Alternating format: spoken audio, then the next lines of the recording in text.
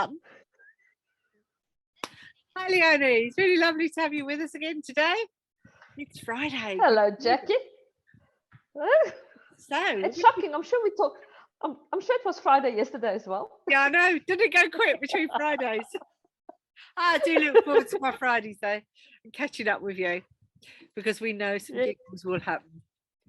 So we're going to be talking about Rosemary, and as we said last time, what did we say? Don't go around sniffing Rosemary because you might get a slap. Make this kind of Rosemary. Or this one. Yeah. Yes, I used the green one. I used that Rosemary this one around. Yes, that one. Well, it's interesting because rosemary has been used for traditional benefits, really. So it's back to the Egyptians and Greeks. So, and it's still a staple today in our cupboards. So it's really interesting. Oh, wow. One, it smells fantastic, even when you come pick it and you just have to rub it, don't you? And when you're rubbing that, you're getting all those beautiful essential oils naturally, or you can get them obviously pre-done for you. And it's really good because it's energizing, but it's really good for our brain function and our memory. And if you've got trouble concentrating, then rosemary is a really good one to use. And in fact, I read something the other day and it talked about just take a sprig of it and literally stick it behind your neck because it'll help with the relaxation or the tension. And I thought, how easy is that? Oh, wow. Because if you're just going to give it a rub and then you're going to put it there, it's going to be re-releasing all those oils. And I thought, oh, that's an interesting one to try. I am so trying that. That would work, Yes. And then there's cooking with it. We made some bread this week and it had rosemary and oregano and others, and it was a really nice, reminding me of the I can never say the name. Is it the Feroci bread? Like the flat bread. Focaccia. Yeah, that's the word. Yes, focaccia. Yes. I've got a recipe for the focaccia, and I think I might just try it this weekend because I made mashed potatoes with rosemary last night. Yeah. And it got some nutmeg in as well. And it's the first time that I've put nutmeg and rosemary into my mashed potatoes. And it was delicious. Oh. My husband couldn't stop talking about the mashed potatoes. And I mean, mashed potatoes is such a, I almost want to say it's an everyday thing. And by just adding rosemary, because I use the fresh rosemary as well. So they ask for a 1/4 teaspoon of fresh rosemary with some nutmeg and pepper. And instead of putting milk in, I put cream in last night. Oh yeah, that makes a difference. The other thing you can do is like a Hasselback potato, which is with all the lines in, and then when you put your butter in, mix it in with like garlic and rosemary and those sort of things as well for a roast potato. So there's loads of ways we can use rosemary. And one of the things we do with the essential oils is you can do what we call the cocktail stick method.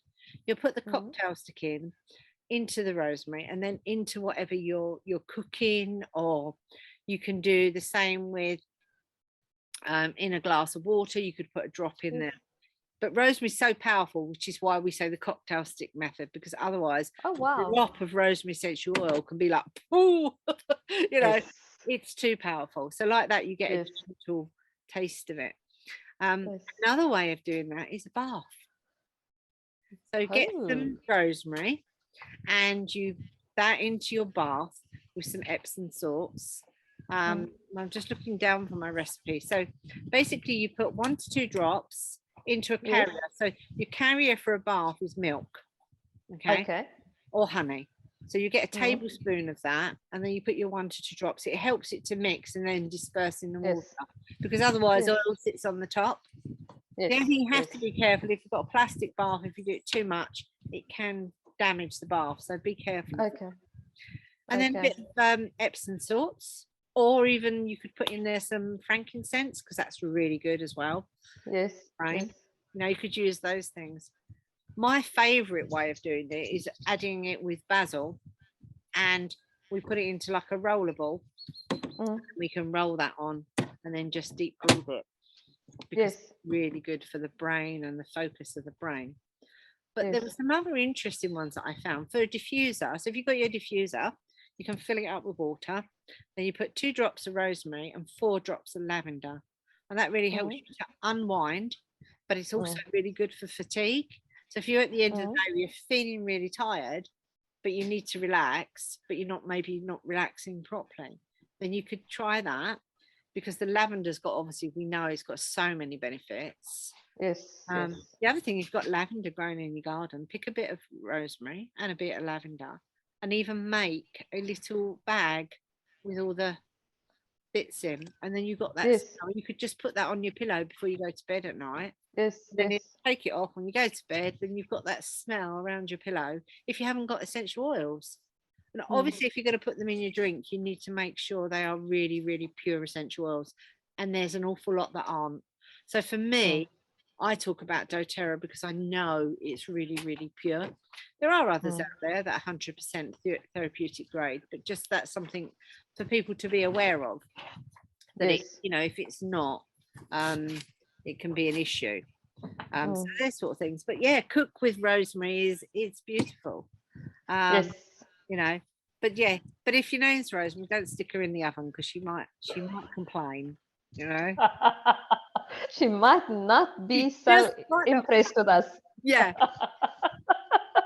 That's my tips for today. I thought I'd just keep it really short today.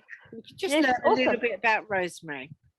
So, and it's nice to know that, you know, you're using those things, and everybody is something that's so easy for everybody to access.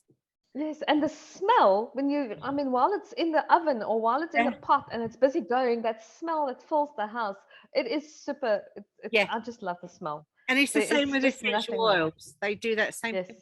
And what I love with essential oils is if you put them in the diffuser, if you want something to benefit the human body, it's the fastest way to get into the body, because it's like a lock and key method.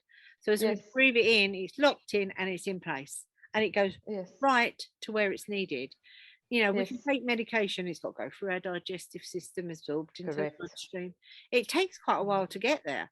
But with essential oils, it's right in the brain where you need it as soon as you've done it.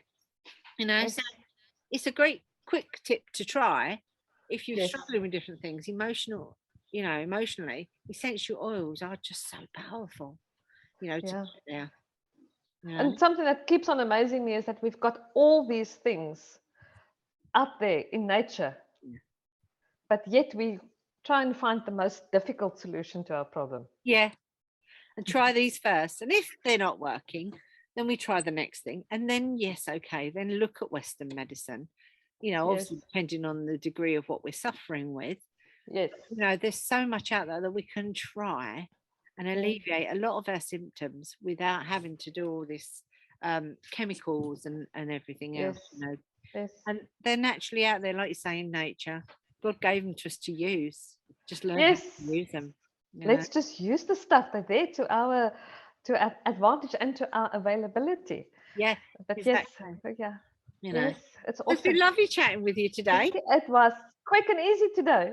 It was. It's a bit blustery. I might get blown away if not. I'll just see you go, woo, bye, Jackie. Yeah, exactly. Thanks ever so much, Leonie. It's been really good. Okay. And awesome. Speak to you soon. Okay, thanks, Jackie. Bye. Bye.